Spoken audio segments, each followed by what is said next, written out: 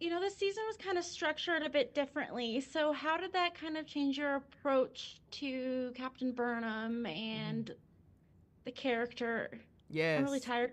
Did that make sense? Oh no, it absolutely. So am I. Oh my goodness! But I heard you. I know exactly what you meant. And you know what? It really did change the way we approach the season. We spoke a lot before we started shooting because of course we didn't know that it was our last season, but we knew that we wanted to make a tonal shift. Michelle Paradise was really vocal about that. She let us in on that process, and she said we really want this to be an adventure. We want this to be our Indiana Jones season.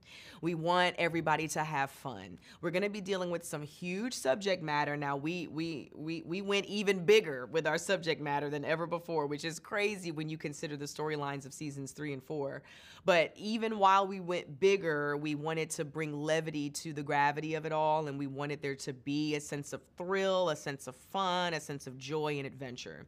So we had to approach it that way. And it's funny, I'll tell a quick little story. When we would be on set shooting and the writers would come, like usually the writers of the episode would come and be with us if they could, they would just be like, remember, it's an adventure.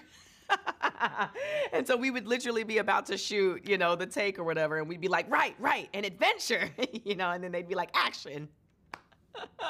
It became a mantra for us. Remember, it's an adventure. So great to experience you in this role, and thank you for what you've brought to it over the Oh course of man. 5 seasons. Wow. Thank you so What a much. journey you've been on. So, how do you feel this role has stretched you as a performer or as a human? And was there one story arc that you loved the most? Oh my goodness. I mean, stretching is what happens, you guys. If I started out as a tiny rubber band, I'm a rubber band the size of a room at this point now, right? It stretched me in every single possible way that you can be stretched. I had not experienced being the lead of a show before. I did not know what it was like to lead a sci-fi show. I certainly didn't know what it was like to lead a Trek show. I didn't know what being in the Star Trek franchise was like. I didn't know what it would be like to create such an intense character, a character that evolves in such a deep way. I I didn't know what it would be like to have such a physical component to my performance, because it was even more physical than the work that I had done on Walking Dead and the stage combat I had done before that. So it just from the very beginning, I knew that I wanted to sort of model my as crazy as this might sound, or as funny, or sort of esoteric as it might sound. I wanted to model my leadership after Christ, because it was like nobody's a better leader than Jesus, and the greatest leader is the greatest servant, and that's what I wanted to do, and I did my best at it, and we all just went in there together and gave our all because we knew that it was important, and I grew in every way. I feel that I can handle so much more now, as an actor, as an artist, as a black woman, as a wife, as a mother. Um, I, as a friend, as a professional, as a producer, as an executive producer, I feel like it was my doctorate. It was my doctorate degree in this artistry and in this business. Sonequa, certainly you have such exceptional relationships with so many of the people on this cast. I certainly love your book relationship, and I Yes. love your relationship with Saru as well. How Thank you. hard was it to say goodbye to these people you've grown so much to love? Oh man, even now being here, we're all here together, being able to talk about the show. We've been calling it our last hurrah.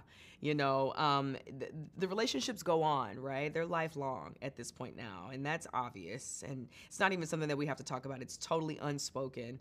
And so we get to see each other here and there. The doors are always open. With Trek in particular, we always have opportunities to see each other. We have opportunities to connect with each other, and also with alumni from other iterations, also with actors from the newer iterations that are sort of our children, because we're this mothership to this new Latinum age, as fans have said.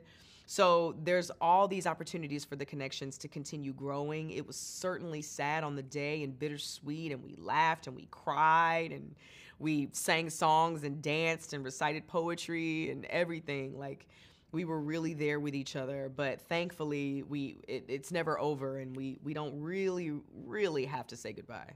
This is great entertainment, but it also has amazing messages about hope and teamwork and diplomacy. What is it Yes. like putting this out into the world at this time when we seem so divided? Oh my goodness. Well, there's an I feel that, and I can speak for all of us confidently when I say this, that if you are going to be an artist, then there's an element of activism with it. And I think that that's how it should be. I think art in its purest form is there to serve.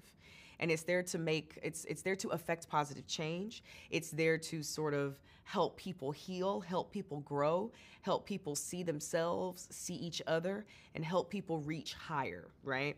And if that is what we can achieve as artists, then that is a dream come true. And that's what we've been given here. That's the opportunity that we've been given here. That's what Trek has done already. And that's what we were so, oh my goodness. We were so, we were in desperate need to do it too.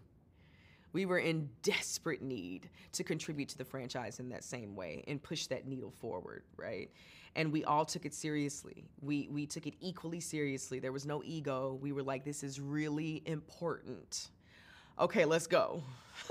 You know what I'm saying? Like, oh, we hope we do it justice, you know? And I can confidently say, you know, without boasting, I'm so proud of everyone. I think that we did. I hope that people think that we did. You spoke briefly about the responsibility of being a servant leader as both the captain and the first person on the call sheet. Yes. What is some advice that you would give to any actor stepping into the role of captain on a future Star Trek series? Oh my goodness. Stepping into the role of captain in a future Star Trek. Oh my goodness. I would well, they can come up with their own mantra, you know what I'm saying? They'll develop that with their own company, their own show family, but listen, the only star is the story and you're a family. That's what I would say to them. And I would say to bring that to life, bring that to the light as much as possible. Understand that each person has equal share in the pie. It's not that your part is bigger than your, no, everybody's share is equal. And understanding that it creates a dynamic of unity and mutual respect, which is where creativity and how creativity can thrive. You're at your best as an artist in that kind of environment. And a show family is still a family, and so we slipped and tripped, and there were moments, there was conflict. It wasn't like it was perfect, but that was always the mandate, and that was always the mission. We always wanted to be authentic in the story that we were telling. It's like, well, how can we tell this story in front of the camera if we're not doing it behind the camera as well? And so that's what we did, and I would hope that they're able to become executive producer like I did, because then they can make those decisions behind the scenes as well. Hi. I want to talk about the guest star for this season, Yes. Callum Keith Rennie. Can you Yes. talk about what it's like to work with him and any interesting stories you can tell? Oh my gosh. Well, I just love Callum. I love him so much. We all loved him so much. He's such a brilliant actor, and we've been blessed with such brilliant actors coming in and giving their all, and making our story what it is, helping us be bigger and better and brighter and deeper.